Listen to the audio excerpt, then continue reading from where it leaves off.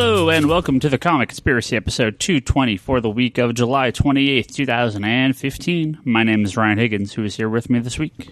Brock Sager. And Charlie. Hello, boys. How are you? Boy, Good. I'm all man. All right. Damn it. Charlie mentioned that a lot of times when we thank our lovely Patreon people that donate to this podcast, we do it at the end of the episode, and maybe some people kind of tune out by that point. So we're going to start, well, not start, but maybe we're going to mix up where we put it in the podcast. And so I'm actually going to start thanking a few people here, so everyone gets to hear this, because maybe you don't. I don't know. Car pulled up and Ryan was like, "Who is that?" Oh, I thought it was maybe Toby. I thought he was supposed to be here tonight, but I don't know. He'll show up if he shows up. Yeah. And we Patreon for July is just about to end, so you have a couple days to still donate to Patreon at patreon.com/comic-conspiracy, and you'll get some comics or a thank you on the podcast or various other reward tiers, so go check that out. But for now, we want to thank Albert Soy. Don't forget to check out his app it's currently just on iTunes or for the iPhone, called Plant Everywhere, so go check that out. We're going to be doing some stuff with that. I got a story with Albert for this. Oh yeah, podcast. yeah. Jody Lawson does a canon, the Triad Comics anthology at triadcomicstudios.com. Go read that comic, check that out, and also Julian Titus and his crew over at Nerds Without Pants podcast at pixelbit.com, pixlbit.com. Don't forget to go listen to that. So thank you guys very much for your donations to the podcast, and everyone that donates to Patreon. Which, again, you can find at patreon.com/comic-conspiracy. Now, getting into some stuff. Brock, yes. This is not comic book related really in any way, shape, or form, but... No. Everything is if you stretch it out far enough. I mean, there were World of Warcraft comic books, so it's close enough. Jim Lee did covers for some of them. You did something like the most nerdiest thing I've probably ever seen you do. Yeah. And even though it's not about comic books, yeah, whatever, I don't care. What did you go do the other day? Well, last week, on Wednesday, July 22nd, Blizzard had a special announcement for... Blizzard, the makers of Diablo, Warcraft, StarCraft, World of Warcraft, Heroes of the Storm, and Overwatch. Overwatch, that's it. And Hearthstone. Yes. I'm an avid Hearthstone player. You do. It's really weird that you play Hearthstone. Well, I think the funniest thing about Hearthstone was this. I wasn't interested in it in the beginning. You got a beta key and was in the beta and played it a little bit. And then... But you don't play Blizzard games. No, I tried WoW for like the 10 free levels, and I was like, nah, I'm done. Yeah, and you don't play Hearthstone. You don't play like StarCraft or Diablo or anything. I played like StarCraft a long time ago, but I never avidly played it and stuff. So you're the target audience for these baby games that are on phones. I know. Yeah. But the funny thing is you and Marshall, I want to say a couple other guys got me into Hearthstone like right when it launched, and I've been sucked in ever since. You don't play. We used to play Magic back in the day. Yeah, we used to play Magic back in the day. But you don't play anymore. Marshall barely plays. Charlie was playing a little bit, but doesn't play much anymore. So I'm like the only one besides Bryce. Amazingly enough, what happened with me on that game is I stopped finding time where I wanted to sit down at the computer and play. So I'm like, maybe when it comes out to tablet, but it took just a little too long to make it to the Android tablet. Yeah. So. Yeah, I mean, I'm not a... I think I like card games, and then I play them, and I'm like, I like the collecting of card games. Yes. I don't think I like the playing of card games, and that's always been my problem. I don't have the time to put into them to get better. It takes a lot of research. It does. Well, so for me, it's especially a game like Hearthstone, and I can get into the same stuff with phone games and all that. Is I love games where I can earn stuff. Yeah, like that's one of the things that bothers me about a lot of the way they've changed stuff with DLC is. I remember some of like the PlayStation Spider-Man games and spending tons of time unlocking various Spider-Man costumes and such, which nowadays you would just buy as DLC. Yeah. So last week Blizzard had a special announcement for Hearthstone. So they were doing it at the Folsom Foundry up in San Francisco. The funny thing about this was about 2 weeks earlier on a Sunday, my fiance was telling me that I needed to take some time off over the summer because it's my summer break. I need to take time for me. And I was like, what am I going to do? I don't have anything to do. And then Monday comes around and they post this on Facebook, and I'm like, oh shit, I want to go to this. So it was a first come, first serve. So I left and got up there at about, missed my train, but I ended up getting there like 10:45. And the line had already formed down the block to the corner. And so I was just when it starts turning the corner. But I was like, all right, well, I'll be fine getting in. So I sat in line for 3 hours. Met a couple cool guys. And Albert Soy, our wonderful Patreon backer and customer here at the store, he didn't know. Big Hearthstone player as well. Big Blizzard fan as well. Yeah, didn't know I played Hearthstone. And then I told him about this because he came in one day. And so he came out and we went in. We finally got in, and everyone was kind of just looking around and stuff and standing around these tables, and there was a just bench in front of where they had like two computers set up at a long table, and so we all just sat down. We ended up being front row to watch the announcement. So I got to see Eric Dodd, one of the big creative guys at Hearthstone, announce the new expansion, which is the Grand Tournament. So yeah, it was pretty cool. I met a couple streamers that I watch. Well, YouTube watch. I don't have time to watch streams. But yeah, it was pretty cool. It was fun. I liked it. I pre-ordered my stupid packs, and now I'm blocked out of my PC and my tablet for playing because they haven't patched it yet. Yeah, what happened? Something... Well, okay, so with games like Hearthstone, you can play on your PC, you can play on your iPhone, your iPad, your Android phone, your Android tablet. That's pretty much what I was picturing you doing for 3 hours in line when you said you were waiting. No, because I wouldn't have had battery life. It sucked. I was actually handing my Galaxy S6 to the guys I met in line, saying, "Here, sign in so you can get your 3 packs and card back." They do like they're doing a giveaway with Galaxy, giveaway right? promotion right now. Yeah. So. And then there's the Amazon, which is separate. So what happened was yesterday, Amazon released through their client the pre-order for it, and nobody else did. But it's technically a patch. Mm-hmm. So my mom has a Kindle, so I just logged into that to check to see if I could do it and stuff, and saw the new card back and all that. And I was like, okay, logged out. Well, it's not patched yet for PC, Apple, or Android. So you're basically cannot play unless you're on a Amazon device or emulating an Amazon super device. Weird. Yeah, and they're really kind of, I think they kind of messed up, and they haven't really been saying anything online about it because they, like the tweet I saw today said they didn't know what the ETA for the fix was going to be. So I'll have to steal my mom's Kindle to get my daily, log in to get my daily for the day. Yeah, that's bizarre. But I don't know why that would happen, but no, a couple of our listeners actually play Hearthstone. Yeah. So I know a lot of people that play. Yeah. So I played them, spectated their games, so I can get a pack and all that. No Rocket League. Oh, jeez. Charlie's playing Rocket League. Are you playing the Rocket League? Mm-hmm. It's free. Charlie's looks confused. It's free on PS Plus this month. It's great. It's car soccer. Oh, it's rocket car soccer. It's great. Anyway. No, I've been playing a lot of DCUO still. Oh, God. Actually, it's comic book related. We can talk about that. Man, every now and again I think about picking that back up, but I think I'm just too far gone on it. I'm MMO'd out. I really think. It's tough. I've gone back to WoW a little bit, and I just like, man, I don't have the time. I just don't.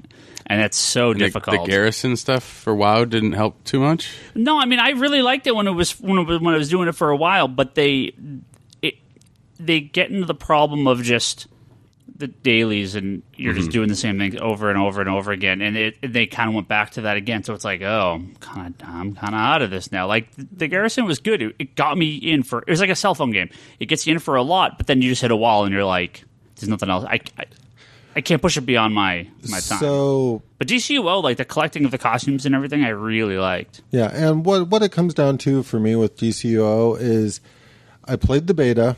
I bought the Lifetime Collector's Edition, all that when it came out, played a little bit, and then my friends stopped playing, so I kind of drifted away. And literally, I played none of the... Like, I made a lantern when they first added lanterns, but I didn't play, like, all the through we stopped. I think we did the exact same thing. But that being said, then I put it down and left for a long time, and now it's still basically a single-player game to me. Yeah. I play through a lot of the alerts and like the episode content that they've added, and you know what I wish, and maybe they've changed this, I doubt it, but you know what I wish? I wish I could transfer the PC Lifetime account to the PS4. I'm right there with you. I think I'd play more often. I think it's really. I just want them to be merged. Yeah. I just want to be able to go back and forth as I need to. I think that's why I like Hearthstone. I'm a little tempted to try Elder Scrolls on the PS4. I'm tempted because my body tells me, or my brain tells me MMO on the PC, but I think they're building a lot of these for consoles now. I think it's a better way to play some of them. Some of them. Yeah. So, yeah, I haven't DCUO. I've totally fallen out of. So I got my account. If everyone jump back in, I can. It's sitting right there. But I know, like, you don't get the freebie stuff if you're not logging in every month. So well, you get the freebie like episode content and that stuff. But not the money. You don't get the station cash, basically, or whatever they're calling it nowadays. Right. Because they changed it, right? Didn't they? Yeah, they used to just automatically give it to you, and then at one point they changed it so you had to log in and basically click a button. Like, it's not even enough to log in. You have to go to the marketplace and click a button. Yeah. But no, what I've been liking about the additional episode content is they have a full, like, War of Light thing of content and around the entities and all that, and that's been paying off really well. They had a whole like alternate timeline bit of content that I've been liking a lot, where you kind of travel to alternate versions of Metropolis and Gotham and that kind of stuff. And then they started adding fourth world content, like they're doing a bunch of stuff with the New Gods and Apocalypse and all that right now. I think you just piqued Ryan's interest. Maybe we'll see. Oh God, I wish I could switch to PS4. I think I'd play more. I really think I do. All right, let's talk about some of the comic book stuff. There's nothing to talk about comic book wise, so let's talk about some movie stuff. How about that? Channing Tatum, you may know him as Magic Mike, as the guy that everyone loves on 21 Jump Street, 22 Jump Street. That wants to be with him. If you're a man, you want to be with him or him. If you're a woman, you want to be with him or him. Like, I don't know. Everyone just loves this guy. He's a nice guy. Yeah. I'm sure he is. Well, anyway, he's not going to be Gambit anymore, apparently. So, like, literally 10 minutes before we start recording, all of a sudden... I'm in the back, and all of a sudden I hear Ryan go, nope, Channing Tatum's not Gambit. I was like, this movie that's coming out, like, it's supposedly, like... soon, like less than a year from now, or maybe just over a year. So what you're saying is they kind of looked at it and went, okay, we can't wait for him anymore, so...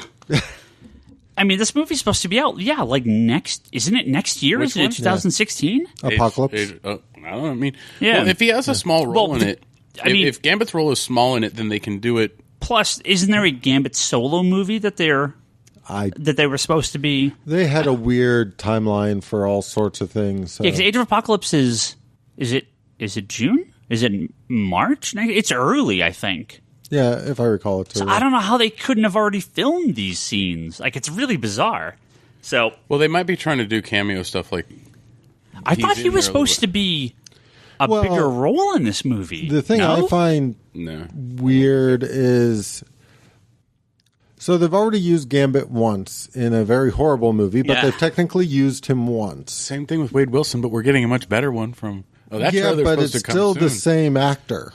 That's true. It's still, like, timeline-wise, it may be weird. They may have to retcon a little bit. Yeah. But there is a certain amount of questions around if he was at a certain age within the Wolverine Origins that's apparently... Like, I don't know. He was weird. Old in Wolverine Origins, which was supposed to be, like, 30 years ago or something, wasn't it?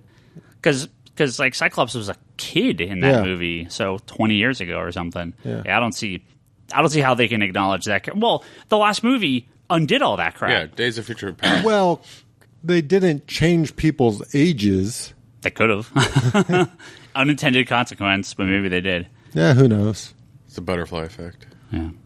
Oh, well, so I guess, I mean, this is like not 100% confirmed, but it's being reported that, Channing Tatum's out of his Gambit. So I don't know. Someone else. I'm still waiting to go see the movie and be like, it has Cable. Is Cable supposed to be in it? I don't know, but it's an apocalypse movie, so I'm going to be disappointed if he isn't. It should. I saw another movie over this weekend, or I saw a movie over this weekend. Finally got to see Ant-Man. So again, and it's still fairly recent if you don't want spoilers. Give me 5-10 minutes here or something. But I'll echo what a lot of you guys said. Mm-hmm. Really good movie. Liked it a lot. Really funny. Maybe not quite Guardians level funny, but very funny. Yeah. A lot of good scenes. It's a light movie. This feels like it could have been the second or third movie Marvel made. But it's not like an insult. I feel like as much as I liked all the recent stuff they've done, they've gotten very heavy, right? Yeah. And just in continuity, in characters, the amount of plot going on, the amount of stuff going on. This was a very light movie. You had the stuff with Falcon, and you had the stuff at the very end. But overall, it felt, this is that kind of, palate cleanser before the next big thing, right? And Civil War is going to be huge. So I really liked that. Paul Rudd was pretty funny. He nailed Ant-Man. The Scott Lang Ant-Man. Yeah, I think he did a great job as that.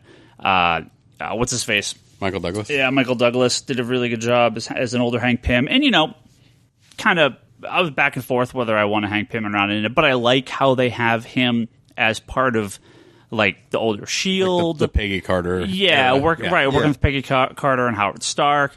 I thought that was a great scene. The guy from Mad Men, I completely blanked that he's the older Howard Stark. That's great. Yeah. I totally blanked about that. Yeah, that was the footage from Iron Man 2. Was it 2 that he was? Yeah, it's the same. He was in that footage too. Yeah. So that was cool stuff. The scene with Falcon was really funny. I thought they did a good job with that. Now, Brock. Now, I'm not going to go on about this very long. I won't go on about this. No, I'm going to. I even gave you the word to make you sound actually cool instead of what you gave me before. I have all sorts of other stuff to say about this movie too. But I do want to. If you want to skip over Man of Steel trolling, I do want to. I wish Bryce was here because it'd be so much funnier if he was. But I do want to say something I think is funny. So I like at the end of this movie, Ant-Man, where the hero. Please note that Ryan's tone changes. Where the hero, who's been fighting the villain and blew up a big building, at the end of this, he ends up killing the villain. As the villain is about to execute a family with laser beams. I thought that was very ironic. I don't know. Something about that. It's like I've seen that before. I've seen that before in a movie. I got this on Monday, Charlie. And I can't remember where. He really wanted Bryce to be on. If only I could remember what movie had a hero killing a villain that was about to execute a family with laser beams. Where did I see that before? It's a very similar thing. Not exact. Where did I see that before when people were really, really mad about that? Where? What movie? Can somebody remind me what movie was that? Charlie, do you... Charlie's just like... Do you remember that... I can't tell if he's laughing or crying or... Remember in Ant-Man when they dropped the Spider-Man hint? That was cool. That was cool. I like the Thomas the Train product placement. That was good. That was good. I also like the one hero that flies. Baskin Robin always knows. When he's fighting the other hero... that is kind of just a regular guy, but he's got some cool gadgets. And they fight even though they become partners and friends later on and join the same superhero team. But for some reason they fight. It's funny how that trope of comic books... He's trying to make Falcon Superman. And it's funny how the trope of he's comic just books... having fun going, so it should have been called Falcon v. Adam. Oh, he should have. Yeah. Dawn of the Avengers. Dawn of Dawn of the Pin Particle. So if you hate the fact that Batman and Superman are going to fight in Batman v Superman, even though they fight, can you tell us constantly in the comic books? Give our listeners some context to your massive troll about this Batman v Superman garbage. Everybody knows the context. We had this discussion three episodes ago. This isn't Man of Steel. This is the internet. This is Ryan pissed off at the internet for Batman v Superman. People hate. They're like, why are Superman and Batman going to fight? I don't like it when they fight. I like it when they're best friends. It's like they will be pretty good friends, I'm sure, by fucking Justice Internet League. And Terminate combined. Okay, just so you know, Ryan just said they will be best friends by fucking the Justice League. Okay, I want everyone to remember that. people. So they have those Lego like Justice League movies. Yeah. That they started with like. I like the fact that Batman still has an inner monologue about like having to keep an eye on this alien. That's right. That's Batman. How better can you keep an eye on somebody to be their friend? Yeah, exactly. Look, all I'm saying is, if you had a big problem with Man of Steel, you're a big fat troll. I hope you had a big problem with the end of Ant-Man. I had no problem with the end of Ant-Man. So. See, the problem with your... Come on. It's the same. It's the problem the same. Is people hold Superman up to a much different standard. And you're not going to convince people of otherwise because it's a circular argument. And it's a very annoying fucking circular argument because... one of these days, Charlie's just even the guys that like Man of Steel don't want to hear about me. I know, Charlie's going to punch you. But here's the thing, and this is what sort of kills me in terms of the circular argument. So I'm going to just get it out there right now so all our listeners can go, okay, at least you got it out there now. But I do not have a problem with the fact that Superman killed or the destruction or all of that because I kind of feel like given the narrative, given what they were trying to do, that's exactly how it would play out. Yep. That being said, you can argue all you want on whether or not the writer should have written things into that corner because some people have different expectations of what you're going to get out of a modern Superman movie. And I agree with Ryan that regardless of if they had tried to recapture the Christopher Reeve spirit of a movie or gone even darker than they did, there would be people on both sides saying either I've seen that before, it wasn't as good as the original, or you'd get the people bitching that it wasn't as like either way you're going to get people bitching it wasn't as good as the original. So just judge it on what it is, not what you bring to it. Thank you. I agree. And I don't want Superman to be a mass murderer. And I don't want him to smash around and kill a bunch of people. Unless they make a Red Sun movie. Yeah, I was like, what the fuck? Red Sun? I'd watch that in a heartbeat. But that's different. So anyway, Ant-Man. It's tough to, as we're now 12 movies in. Is it 12? Rank the Marvel movies because, is it 12? It's Iron Man 1, 2, 3, Cap 1 and 2, Thor 1 and 2, Avengers 1 and 2, Ant-Man, Hulk. I just stopped counting. Guardians, yeah. It's too 12? many now. 12. Because, within 3 years from now, it's going to be over 20. Yeah. 20, yeah. Well, and the thing is that's hard for me is ranking on a number scale is difficult because the ones down the bottom, with really only one exception, they're only at the bottom because they're a B or a B plus. I mean, I love all these movies in some fashion or other, and 10 of the 12 movies are B plus or higher for you. Yeah, yeah, for me. So it's where does this rank number wise? Probably in the middle, bottomish, middle half somewhere. But it's also a different type of movie. It's a solid movie, and right there with Cap, I think with Cap, with Thor 1, with Iron Man 2. We can all agree it's better than Agents of S.H.I.E.L.D. It's a solid, it's a solid B+. And now we're on to the troll Brock. Ready? Don't buy fish oil. Oh, God. I actually finally finished Agents of S.H.I.E.L.D. I completely... You like that? That's plan. I completely, I didn't watch the finale. I swear. I was like, oh, I watched the finale. And I was like, wait, I guess I didn't. I went back and I was like, oh, look, it was sitting on my TiVo. I didn't actually watch it. So I watched it. This fucking show, man. What? Charlie, you watched the end of S.H.I.E.L.D.? Yes. Agents of S.H.I.E.L.D.? Fish oil? Yep. We are going to get so first of all, the Inhumans movie is not going to do any of this, right? It's going to completely ignore everything from Agents of S.H.I.E.L.D. We are not getting Agents of S.H.I.E.L.D. because of fucking fish oil. Or, I'm sorry, we're not getting the Inhumans because of fucking fish oil. This is the stupidest thing I've seen. I expected Joker to come out and be like, the whole premise is they're going to get a bunch of new enhanced humans next season, and this is our explanation for it. It's not sure. So it's going to be a bunch of old Chinese ladies and rich white people that are going to be the new Inhumans. So instead of basically spreading Terrigen mist all over the planet, they're just using pills. Well, they realized that the big fart cloud didn't work too well in the comic books. But when they get to the actual Inhumans, I mean, it's not having anything to do with this. It's good. I expect it'll be a more traditional take on the Inhumans in the Terrigen Mist. So, see, we haven't enhanced on the moon. I think Inhumans will already be known, but I think the society of the way Inhumans were introduced in the comic books as a completely separated society with their own sort of.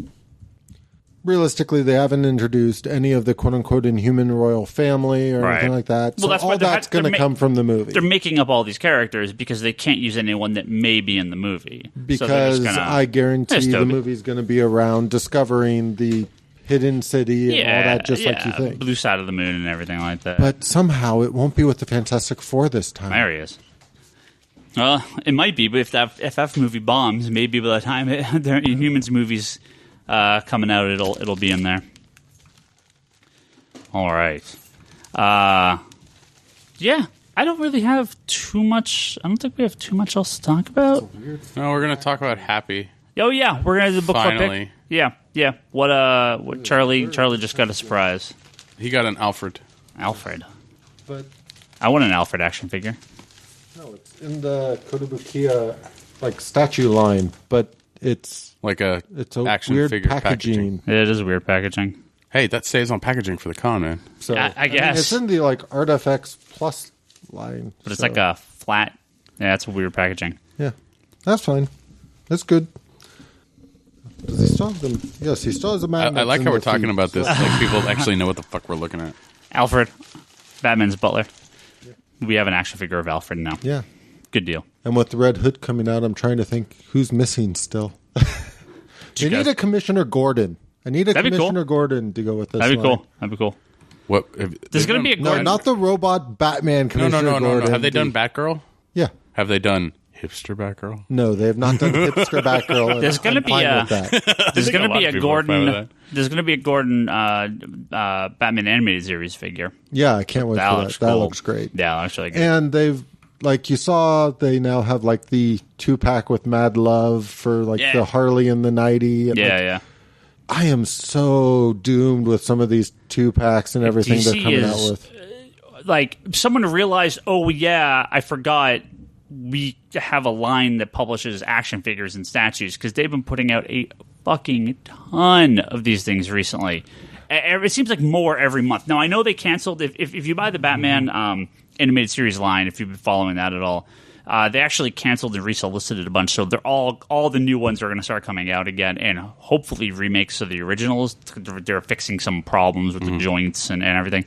But yeah, they're going to have new tons and tons of new stuff. The Batmobile is huge. The Roxy Rocket is gigantic. Again, comparatively to. I know really you big. only ordered a limited amount of those, but I also know I'm doomed as soon as I actually see one. Yeah, I expect they're going to go quick, but yeah. The Batmobile at $100, it's tough, but they're going to go fast. One's going home with me. Yeah, they're going to go fast. How did the hardcover Blu-ray DVD packs do for you? Sold a handful of them. Yeah. I mean, not a ton, but I figured that's kind of long-term sale. Yeah. I think once people realize that they're there, what they did was they did hardcover trade paperbacks of some of their titles that they had animated movies based on. Mm-hmm. Yeah. So like Justice League Earth 1, the Justice League Origins book, Batman, was it Year One?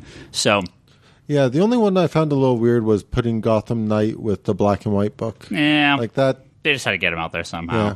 I'm surprised they didn't do New Frontier or Court of Owls, or probably there were a lot of ones. They're probably going to do more of them. I'm assuming they just didn't want to flood 20 titles out there. I think the Green Lantern could be good. JLA Earth 2 one or Earth 1. That one was the only way you can get Crisis right now, because isn't it out of print? What?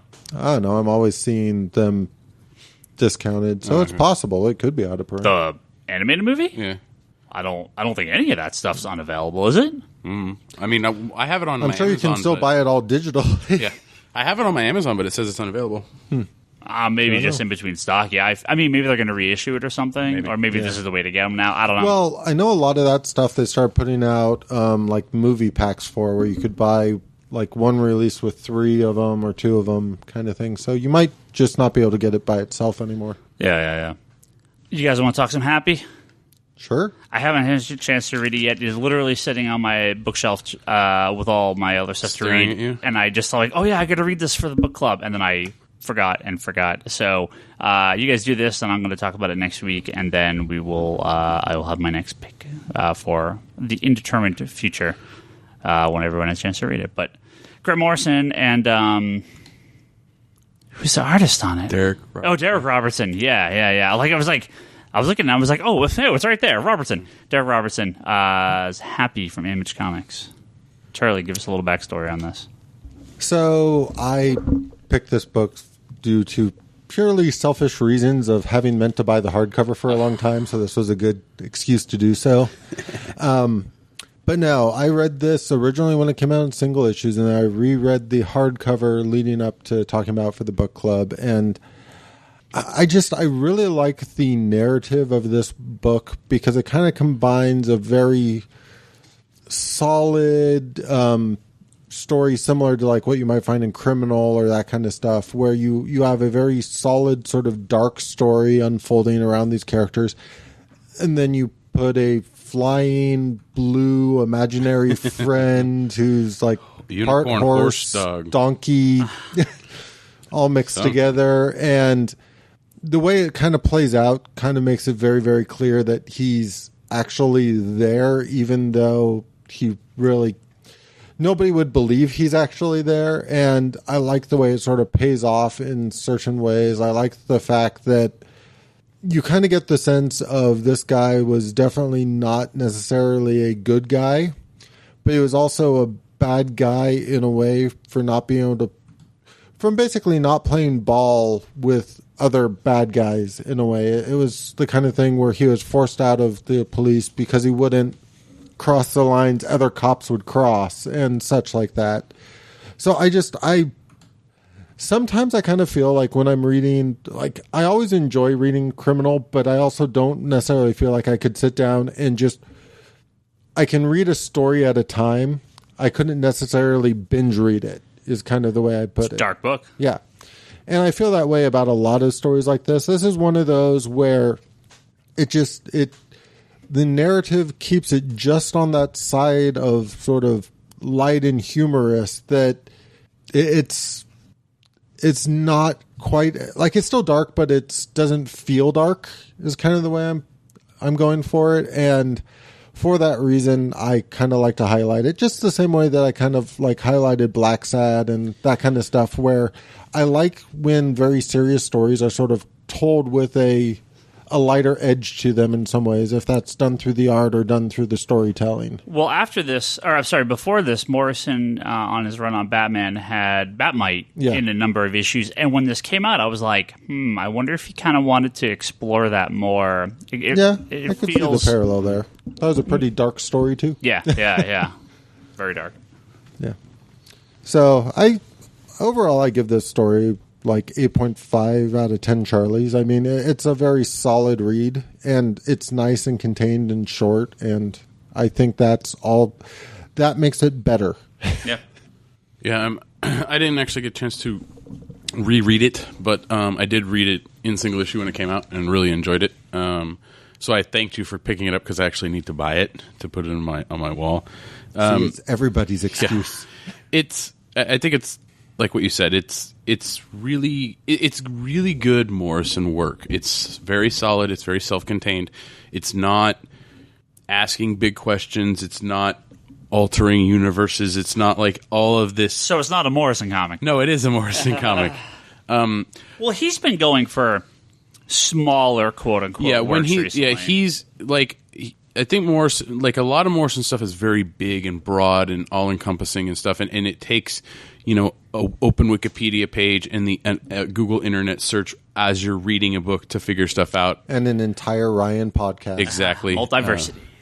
Final Crisis for Ryan was one of these examples. I love Final Crisis, but I don't know. Car alarm. Someone turn your car alarm off, dude. So anyway. So when I went to read this, it's Morrison, so I was like, I'll give it a try. And I read the first issue and I really enjoyed it. And, it kind of added, with Robertson's art, especially because I really love Derek Robinson from Transmetropolitan. And New Warriors, baby. Oh, jeez. In the work he's done in the past that I really enjoyed. So I checked this out, and it's kind of nice to see, like, it is a dark book. It's very in your face with some things, just kind of the scum of the, the earth and stuff like that. But I mean, it is a nice kind of, it does have a nice, little tone to it and funness with the imaginary, so-called imaginary, unicorn ass that he sees. And I think the connection that the to it is what makes the book kind of, that's the twist towards the end, is that connection of why is he experiencing this? Why is this happening to him? And, so it turns the book to kind of more of that hopeful stage, and more, it brings light to a very dark book. I don't want to spoil it, so. But, yeah, I mean, I would give it, probably 7.5 Charlie's. It's a solid read. It's a good book. I mean, again, it's not something that I'm like, here, you must read this. But it's definitely a book that if people have kind of a certain interest in criminal or kind of the darker stuff, they've read The Boys and like that and stuff, then I can skew them towards this. But like as a kind of first read, not necessarily what I'd go for, but I enjoyed it. All right. Sweet. I will have some stuff to say next week. And you'll have to tell us right now, what is your... No, I'll do it next week. I'm bounced between two things. I got to figure it out, so, yeah. But before I go, we got a handful of questions here, so I got a bunch of questions to read. Cherry, look like you have something to say. I was just wondering if Toby wanted to chime in on the Gambit. I don't know where Toby is. He walked in and he's in the back or something like that. If he comes up, we'll throw him on. It's from Indigator on Twitter. He says, thoughts on Cloak and Dagger on Netflix Phase 2 for the Netflix Marvel movies. It would be so great. I guess I should say there was some report out today that they basically want a new show every 6 months on Netflix. So that's actually a lot longer than I thought. I thought they were going to pump them out a lot sooner, but a year. Jessica Jones is slated for late 2015? Yeah, I think end of this year. Every 6 months? Yeah, a new show. Does that count second seasons, or does that mean like a brand new show? Don't know. Because that puts it at a minimum 2.5 years till Defenders. If we get 2 seasons of Daredevil, one of all the rest. Then if they renew Daredevil again, does that mean they like? I don't know. That's the whole reason why I'm kind of like going. If they mean new show, like Daredevil season 2 doesn't count, and they want every 6 months there to be a new show. So if they renew Jessica Jones, then that doesn't like. That's the only thing that gave me pause was the whole idea of, do you mean new season or do you mean new show? Yeah, I don't know. I can look up. But Cloak and Dagger, I'd be down with that. I think it'd be great. It would fit in. I think Cloak and Dagger could work. It's characters that haven't clicked, I think, in recent years with a lot of people. They have a lot of miniseries. Aren't they technically mutants, though? Cloak and Dagger? Yeah. No, because I don't know. Dagger might be. Cloak has just that. He's just like the Cloak. I don't think they're. I thought at least one of them was. She might be a mutant, but Cloak and Dagger's never been connected to the X-Men. I think they can get away. I think they can get around that. I don't know. I was just curious, just because I know the X-Men contract was way too open. Yeah, I have a feeling that's something that they can get around. Because, again, I think you can take some of those characters, and even if they are mutants, you can... call them Inhuman. Unmutify them, right, exactly. Well, like Scarlet Witch, perfect example. She's not a mutant, right? So, I don't know what she is, but she's not a mutant. Even though her father's Magneto. Well, we don't know who her father is in the Avengers. Things just got complicated, and we shouldn't speak of it. All right, next question. Just related actually to M&M we were talking about earlier is from Jason on Twitter. He says, do you all agree with the narrative that the Marvel Cinematic Universe has a villain problem? I've heard this a lot. I don't know.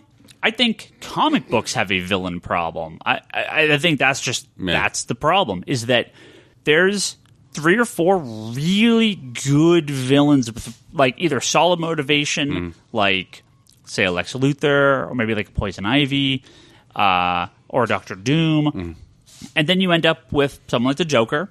I mean, Darkseid, kind of. And after that, it's like, these are just bad guys. Well, I also think it depends on the rogues gallery. I mean, it's also the hero and their rogues gallery. You know, it's... Well, a lot of the villains, if you look at in the Marvel movies, they kind of are villains because either they're just villains, like Ronan or like Malekith, or they kind of go insane. Like they're corporate espionage, big business guys that go nuts. But go nuts, right? Yeah. I mean, and so is that a problem? No, that's just how they are in the comic books. I mean, maybe it's a commentary on big business. We're just used to it, I think, is the thing. Yeah. I never have a problem with these villains. Mandarin aside, I haven't had a problem with any of the villains. I think my thing when it comes to villains, especially in comic books, and this is sort of a systemic problem we have in comic books. You look at who Bane was when he got introduced versus who Bane is now. You look at who Taskmaster used to be versus who Taskmaster is now. A lot of people who were built up in some ways kind of get torn back down over time and kind of evolve into more of a joke in some ways. Some of them. Not all of them, but a lot of them. And I think it's weird because they don't always do a very good job of deciding if they're going to use them, restore them back to a particular phase to make them work for like a movie. Because I think they have a large amount of villains they could use. It's just a matter of they want ones that tend to already carry a certain weight within comic books. Well, and I think what you end up with is, the problem that we have is that we know more about these characters, so we can fill in the holes, whereas I think a lot of people don't, right? So while we may know slightly more about the motivation of, let's say, Kingpin, maybe, just as an example, the person watching Daredevil might not see it. I mean, I think Kingpin's probably one of the better ones, but it's still, Well, I think it's, the villains haven't had their time to develop as much as, because, I mean, if you look at the brands out there, other than Loki, this is true. They really haven't had time to develop and so on and so forth. I mean, we have Thanos, but we've only seen glimpses of Thanos. We've only seen a small, people that are watching the movies don't know Thanos. They know why Thanos is bad. They just know he's bad. So... But I mean, really, Thanos is like the Emperor. Like, you don't need to know his motivation. He's just fucking a bad guy. Well, the thing with villains is you can have a two-dimensional villain that works and is consistently a decent villain. It's adding that third dimension to a villain and making you care about them in a little bit of way. That's the difficult task. Well, if you look at Dark Knight, right, you had very little Batman in that movie, and same with Dark Knight Rises. You had a lot of Joker and a lot of Two-Face, and you get the motivation of Two-Face in the second movie more so than the Joker, because the Joker's just a Joker. But Two-Face, you get it. They do a good job of explaining the Joker doesn't need a motivation. Right. But with Two-Face specifically, that movie's about him. They build him through the course of the movie, becomes Two-Face, and you get his basically entire arc. Joker's just kind of there, right? I mean, as much as Joker's amazing, even arguably the best part of that movie, it's about the story's about Two-Face. If you look at the Marvel movies, you have the problem of you're introducing hero or heroes. They're the center stage. The villain is kind of just there.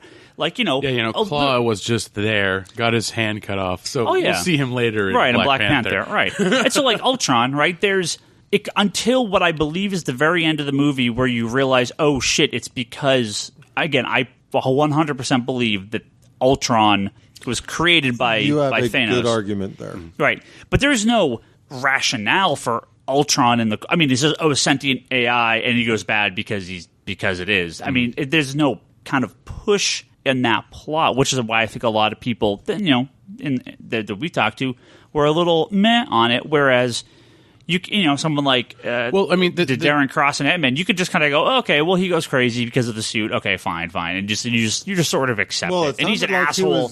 going crazy because of the particles before the suit. Well, he was an asshole before the suit, and then well, no, but there's like a scene or two where Hope made or somebody made a comment of like the particles are warping his right. Yeah, right. Oh, I should say. A couple of people commented to me about this. 2 corrections. One, I apparently totally got Blade 1 and Blade 2 mixed up. That opening scene that I was talking about a couple of weeks ago about the big rave with the New Order song, that's totally in Blade 1. Yeah, I was confused about that, but I was like, I don't know why I had that in my head that was Blade 2. That's a great scene, though. And 2, yes, I understand Hope from the Ant-Man movie is a character that has appeared in the comics, but it's a lot like Felicity in Arrow, where yes, there's a character named Felicity in the comics, but she's barely a character in the comics, and the show fleshed her out much more. And now they've taken that character into the comic. Hope in the comics she's from an alternate reality, from the Spider-Woman's or from the Spider-Girl universe. She's barely a character. She was in a handful of issues, but just complete throwaway. And now, the movie took that name and her background, but completely built a new story around her. So when I say this character doesn't exist prior, technically, yes, they were a character, but it's the bare bones is what they used for the character. We should start making bets on how long it will take Hope to start appearing in regular Marvel comics. Again, spoiler if you haven't seen Ant-Man, skip ahead 30 seconds. It's a little warning there. But yeah, if she's going to be Wasp in the Avengers, then absolutely they'll bring her into the comics in some fashion. But I'm just totally thinking, should we say 6 months from now, 3 months from now? That's what we needed to talk about. A year or two. That's what we needed to talk about. Because not all the Marvel books are coming out in October and November. Oh, yeah. Before going to another question, we thought all those books were going to come out in October. And then I thought, okay, well, they said end of the year, so October through December. There was an interview with Alex Alonso where he says they're going to come out through February. So I don't know what Marvel's going to do in the meantime, but they're only going to have half their line out in October. So either they're pulling way back or they're doing that series of what ifs. They're going to have other stuff going on. I don't know if they're having trouble. They want issues in the can, if they're having troubles with creators, because a lot of creators have left Marvel recently. We talked about this handful of episodes, but Rick Remender left. Hickman. Jonathan Hickman left. Guys that are doing Young Avengers left. Kieran Gillen and what's the artist's name? Blanking on it right now. Anyway, a couple other people left. So, I thought we were going to have an October with 60 new Marvel titles, and it was going to fucking rival New 52's first month or blow it out of the water. Now we're just going to get this tepid release of new titles, which is fine. I guess a rollout's fine, but that's not what anyone expected. That's not what you were hoping for your cash register. Yeah, it's 5 months of 5 months of a staggered release, which that's strange. So we may not see. It kind of makes you going, you could have easily done pre-orders for all the number ones, one shot, one deal. Now it's what do you do? Just Phase 1, which is a month and a half. Phase 2, which is another month and a half. It's weird. And so, of course, some people waiting for some of these books, not only are you waiting through the entirety of Secret Wars to finish, which got extended basically an entire month, and Secret Wars is now scheduled to end the back half of October. That may full push every book into November. It's possible. I don't know, because we may get more delays. Every week there's been more delays in Secret Wars and all the exterior titles. So we may not even get Iron Man till November, which is the launch of the new titles. At this point, they should just kill it. Not release any comic books in December or November. Just take a break, a vacation, 2-month break, and then just boom, drop it on us at the beginning of the year. I think they're missing a huge opportunity, because the push for pre-orders of full sets, the push for people coming in 1 month, over 5 months, you're killing books in 4th or 5th month. That's okay. A whole line of Star Wars books for November and December. Oh yeah, there is. And the kids' books, right? There's a lot of stuff. So yeah. Well, that's why I'm saying you just have 20 Star Wars titles. Well, no, they'll still have the Last Days books coming out, right? They do. And that Uncanny X-Men 600 will come out. Yeah. Yeah, I don't... I don't understand why. I mean, part of me is like, well, if they're pushing all these number ones, hoping that stores will order a shit ton of them and it'll carry them, like maybe that's what it is, because they're going to have like, because it's delays and stuff. There's so much. They were like, well, if we spread it out, then if we have 10 or 15 titles that are new number one this month, then stores are going to be ordering more, so that'll keep our numbers up, right? Instead of if we do it for 1 month, right? Because they know the thing. The number one sells, and then it's a drop off, right? Yeah, but here they're going to get multiple peaks. My general sense of, if you're doing 10 weeks, 15 weeks, however many weeks of new number ones, you're going to see a drop off from week to week to week to week. Like, it's just sort of a natural progression of the person who comes in and buys every single number one on week one, a certain percentage of those is going to buy every single number one on week two. And by week 15, how many of those are going to still be committed? No, if you look at the number, every bullshit Secret Wars number one, the first 2 weeks, maybe even the first 3 weeks, sold very well, and then you started to get the burnout. So those books that were coming in month two, and now we're getting the stuff like Guardians of Nowhere fucking for us tanked. Civil War sold well, but not as well as I expected. Well, the funniest thing, that's one of the best titles. Age of Apocalypse sold well, but not as well as it would have had to come out at the beginning. Exactly, and that's what this is basically turning into. Is it's a large part of what made the New 52 launch work so well. Is it was sort of this self-contained 1 month of all number ones, check out the new books. I sold like 80 copies of fucking Hawk and Dove number one. Do you think I would have sold that many if that came out 3 months later? Because we had stuff like that. The Penguin, the Huntress miniseries, and all that stuff. Those sold nothing like the first launch. Well, and the thing is with the 52 is you could make that night. You made that checklist. You said, this is what you got. This is the investment. And it gave people the choice of picking and choosing easily, kind of like it's contained. I can know what I want to get, right?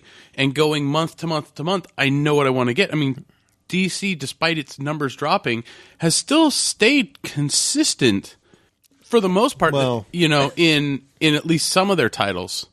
I was also going to say, I wonder, because if I recall, the New 52 was still primarily $2.99 books, wasn't it? Most of them, yeah. So there's a lot of things that I think stretching it out this way is just, it's going to hurt them. Well, yeah, and are these number ones going to be $5 books? Probably some of them. Oh, jeez. Yeah. All right, for Mark. He says, who would win in a fight, the Guardians of the Galaxy or the Infinity Watch? And the Infinity Watch, if you don't know who that is a good chunk of the Guardians of the Galaxy. Yeah, I was about to say, that's an like, do you just take out the members of both sides that are... So if we think Drax would take out Drax. If we think modern Guardians, the problem is the Infinity Watch would fucking destroy the Guardians of the Galaxy, because each member of the Infinity Watch has an Infinity Stone, Infinity Gem. Yeah. So Drax, Gamora, Moondragon, Pip the Troll, Adam Warlock alone would just be like, blink, you're all dead. Maxim, I have no idea who Maxim is. On this list, this is Maxim. I'm like totally blanking who that is. And then Thanos technically was part of the book, so Thanos is a member of the Infinity Watch. So I'm gonna guess the Guardians are gonna lose. Does Maxim to that guy. have like purple skin and long hair? Well, is it an Infinity Watch book or is it a Guardians book? Well, there's a question, right? There's a question. So if you give the raccoon a gun, I'm sure he'll win. Yeah. All right, next question. Crossix Hunter wants us to know that he bought an iPad and he started catching up on reading some comics. Reading on the can is so nice. I read physical on the can, man. Come on. Brock, I'm sure you do the same. That's on Robin, Son of Batman. I read the first issue. Really liked it. I haven't gotten to it. It feels shockingly like Batman and Robin. Yeah, even though it's not written by... Well, it's not written by Peter Tomasi, but it's I wonder Gleason. The art's by Gleason, and that's the thing. And he wrote it, too. And he helped write Batman and Robin, so I think that it's... similar in style. They worked. I mean, because they worked on Batman and Robin for what, 3 years? And 4 years? Oh yeah, 4 years. And some of that's gonna rub off. Peter Tomasi taking over Detective. Ooh, was very excited for that. With I think Doug Monkey Which, What? Yeah, very. Jesus. All of a sudden, Detectives has become fucking A-list. I mean, Detectives has been great, but it's going to be like fucking A-list. Well, when now, Facebook so. was on it with who was writing that at the time? It was Jason Fabok, and who was the Emperor Penguin stuff? The stuff after Tony Daniel. Yeah.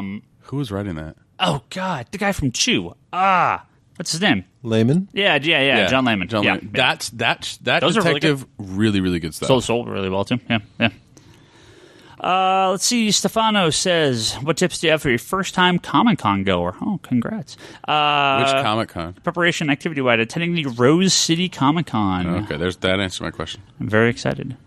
Charlie's like, what the is a Rose City Comic-Con? Well, no, that's like Portland. Is Portland? Yeah. Okay.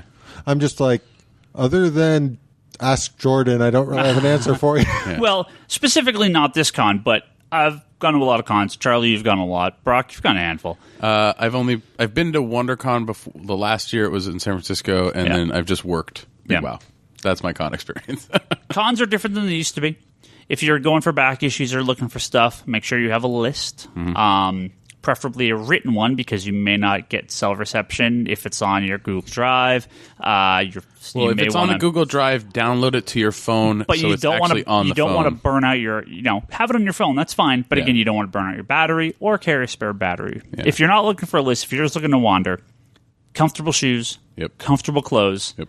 Bring some snacks, because con food sucks generally, unless you know the area and you know where you want to go for food. Bring a water. You're going to walk a lot. Yes. And if you plan to buy a lot, find time to take it back to your hotel room or whatnot. Oh, yeah. Because you will Car or quickly, hotel. Yeah. You'll quickly be like, I cannot lug this around anymore. Do not go to the first table and spend $1,000, because look around. Yeah. If you miss something, it doesn't matter. You're going to find more stuff probably than you want to buy anyway. And it depends. I mean, if you're going on the last day. Or I was going to say the opposite of that is, look at what the exclusives are. Look at what is going to be there, because I'm sure there may be some. I don't think you're going to get a lot of exclusives at Rose City. Not like a Comic-Con sort of thing, but if you get some bigger vendors that are, they're going to be there are specific things that you're here's my checklist of stuff I know I want.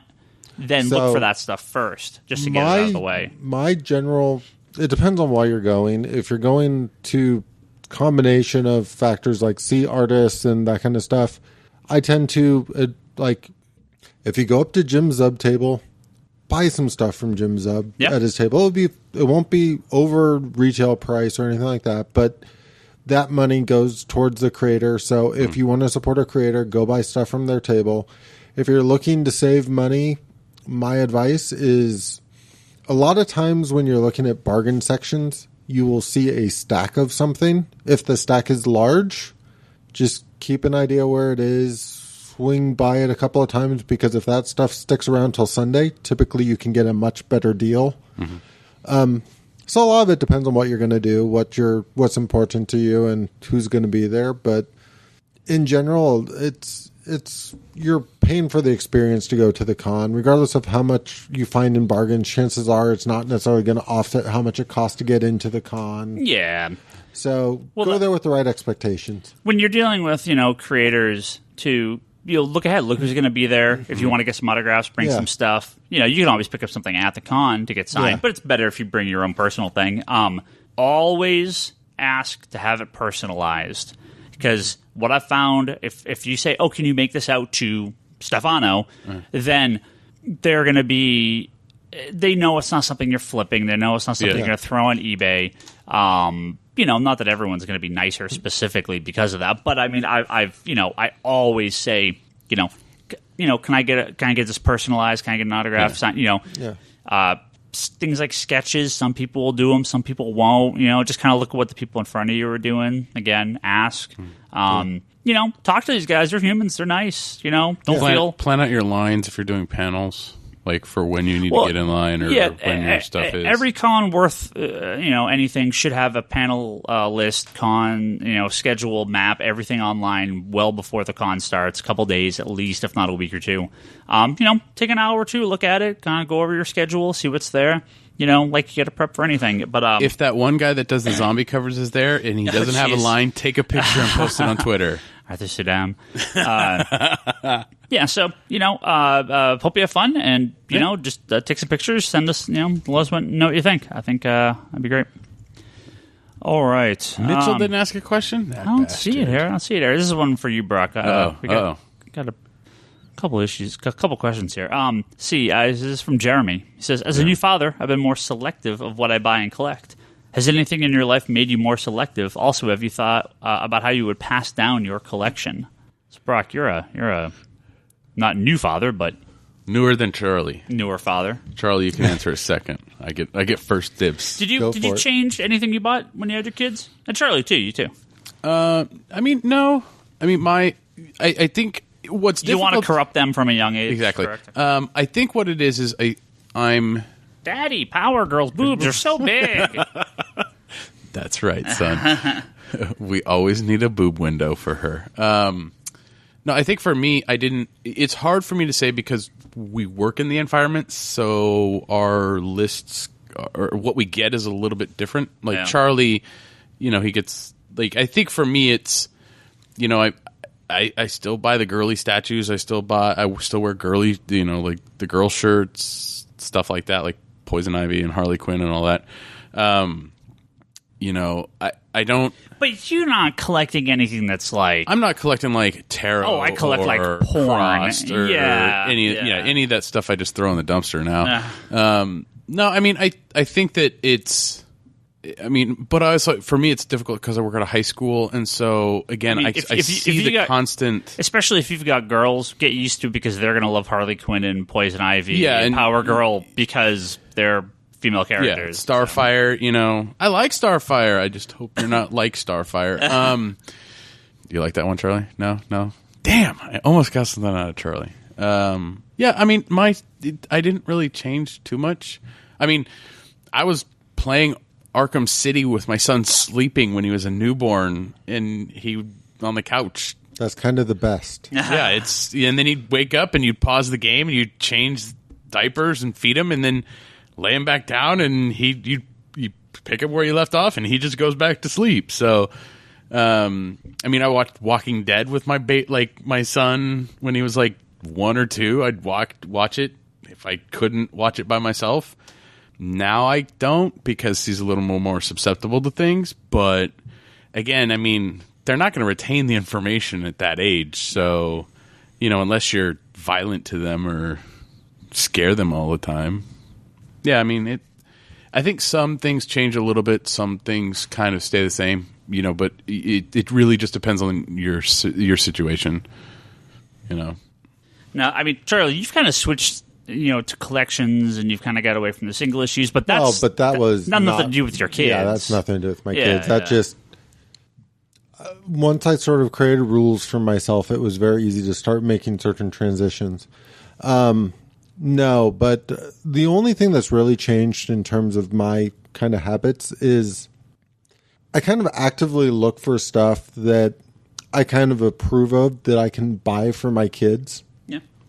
At a very young age, I bought all of Bone to sit there, like the color Bone books that were very affordable, so I could read those to my kids because there's something I will enjoy and something they will enjoy. I bought all the Tiny Titans. I have bought various, I was going to say, I bought all that stuff for myself, too, so it's but how much is for your kid, Charlie, and how much is for you?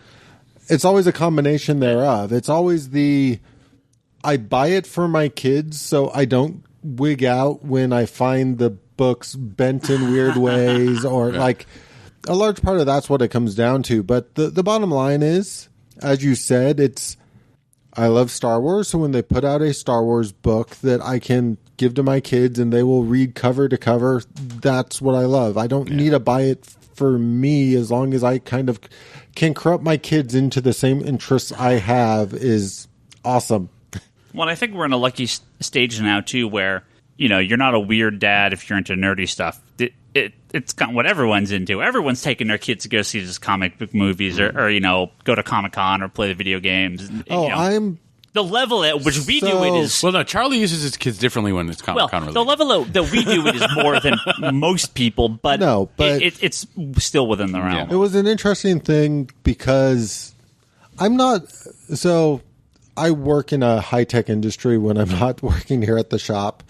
And it will be interesting because it's sort of acceptable, very easy, like open the door to be like, hey, are you into Doctor Who? Doctor Who has reached that point now where like Doctor Who is something enough people within my industry know what is that you can kind of bond over it.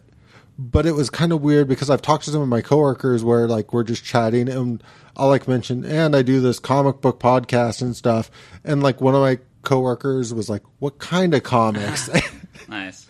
And it's a very interesting time where like, the amount of people I encounter who are into comic books or into manga or into anime or into a lot of this kind of stuff is... Yeah, we are no longer in the shadows. Well, we're also... It's weird because you kind of want to like feel each other out. It's not like, are you into this? Because I'm in... But are you? Because we're still sort of used to the fact that... Yeah. Well, we also have to, again, this comes with a bit of an asterisk because of where we are. The Bay Area is very nerdy... area if comparatively. You go, but when I visited a couple shops in Texas, you could tell there was definitely a different tone. But you know that people in Texas still want to go see Avengers. It's not like they're like, oh, comic books. It's comic books are now more kind of water cooler topics. For the shows and the games and all that stuff. And especially video games. You have to realize we're coming up now in a generation that just played video games their entire life. We are kind of the generation that started it, but fully ingrained. Well, esports is now an official thing. Oh, yeah. I mean, fully ingrained. So we're, people older than us, people in the probably 40s, 50s kind of were at that point where they may have still been beat up for being nerds in high school. I don't think we were. We were kind of right where that stopped, or right about the time that stopped. We stayed home and played video games, or we played Magic, or we read comics. We weren't really active. But by like the mid '90s, the mid '90s. There was not. It started to switch. Yeah, it did. We didn't get like. Revenge of the Nerds. Well, the thing is kids weren't as active. Our generation was probably the last generation of be home by the time the street light goes on. Nowadays it's like, I'm noticing that more and more. Growing up, like I was constantly looking for excuses to like go over to my friends or even like have my friend over to sleep over, or go over there to sleep over, and we'd literally like. I was thinking about this because a friend of mine passed away not too long ago, and I remember going over to his house and playing games on the computer where there were multiplayer games, but you had to wait for them to take your turn, then you take your turn, and stuff like that. I remember those Spy versus Spy days. I remember doing all of that to like all hours of the night, and like my kids have not had one single like sleepover. And well, maybe you're a murderer, Charlie. The parents don't want your kids coming over. I think that's the problem, right? There's this whole thing these days of what do they call it? The overprotective parent. Well, it's now a term when you let a free range parent or It's like that shouldn't be a term. That should be normal. Yeah. Well, the thing is like whatever. So I grew up. My mom was very restrictive. I wasn't able to go if I had to go outside. I had to ask for permission to walk down the block. I had to ask for permission. Like I couldn't walk up to the comic book store. It took my mom years to build up to let me walk to the comic book store by myself and come back. And it was 10 minutes away walking, or not even 10 minutes. I would live next to Brian's Books. It was like a block and a half. And it's just like everyone is so paranoid now. And I remember it's like. Once I got to a certain age, it was like you had to come in by the time the street light came on. If you saw that come on, that was your cue to go home. It's like now you don't see kids racing home, when the street light goes on. There's no kids out, and the ones that you do see are out riding their bikes in complete pitch black dark with no helmet and no reflector or light or anything I didn't at all. Have any of that stuff on. The fact of the matter is. I'm always telling my wife not to watch the news because you never see anything good on the news. Oh, you heard about this kid from Santa Cruz yesterday, right? Yeah. And that's just another 10,000 people that are like, I will never let my kids leave the house. So that's just what is going to happen. So anyway, that's not about comic books. Can we ask another question? Because that's a bad thing to end on. No, we're done. That's it. Man, we have more questions, but we're done. That's we a get horrible into this thing to podcast. end on. That's okay. No, you guys didn't change. Batman games are awesome. What are you going to leave here? Yeah, what are you going to leave? Yeah. Well, I told Callie, I'm like, the comic book collection, if Ryan is still alive and owns a store, you send it to Ryan and he processes it and gives you money for it. He'll I'm give going to you put a mine fair in amount. catapults and just launch it into the highway. Just long But you're boxes. dead. No, that's going to be my will. Just launch my comic books. So what you're saying is 101's been closed enough time because of jumpers that once you're gone, you're going to close it because of comic books. These long boxes of comics are flying through the air. We don't know what's going on. Oh, no, it's bricks. We replaced your comics with bricks. There you go. Well, I'm actually just having too much fun picturing like the person who knows accidentally driving over like a key issue or something and be like, no! Just watching that one issue just hit sideways. Yeah, no, I mean, if your kids wanted them, keep them. Otherwise, sell them. I think that it kind of my thing kind of goes to what Charlie said. It's the graphic novels and the books and all that stuff. There are things that at some point, if there is a connection to them, then I will leave them specifically to those people. But otherwise, it's just get rid of it. Do whatever you want with it. I mean, if it's something that you enjoyed, then yeah, I'll just pass it on. But if it's something that nobody gives two shits about, then just sell it, get rid of it, and get the money and go on vacation. Yeah. Well, I'm kind of a half there, half not, just because realistically there are certain things I would not want to just be turned around and sold. Yeah. But I mean, that's literally stuff I could probably name off on one hand. Yeah. It's not. Yeah. I mean, I could say, hey, bury me with a Geoforce action figure. It's like, just let me take that with me. I don't know. So. All right. Well, there you go. Still downer right there. We're also lucky too because, you and Charlie, that financially, you guys haven't really had to adjust your habit. No, thank you, Ryan. Yeah. Well, and thank you, Ryan, and thank you, Patreon. It's also not because of the store. Well, it's not necessarily because of that. I mean, when I first came back in, I was getting 40 books a week. Yeah. Now I think I got less than 8. 40 books a week? Like 35. I was getting Marvel and DC.